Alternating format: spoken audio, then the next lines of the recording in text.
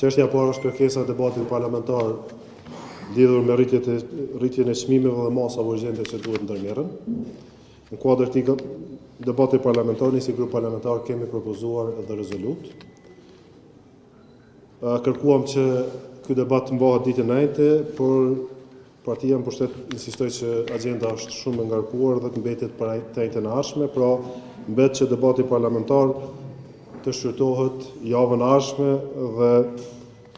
po ashtu rezoluta e propozuar nga LDK-ja, cila normalisht do të jetë në diskutim me parti tjera për suspendimin e TVSH për 3 muaj me mundësi vazhdimit për produktet esenciale që kanë bëjnë me kualitetin e jetës e qytetarëve dhe akcizën për naftën dhe për disa produkte tjera që po ashtu konsiderohen me ndikim në produktet esenciale për jetën e qytetarëve të suspendohen për 3 muaj.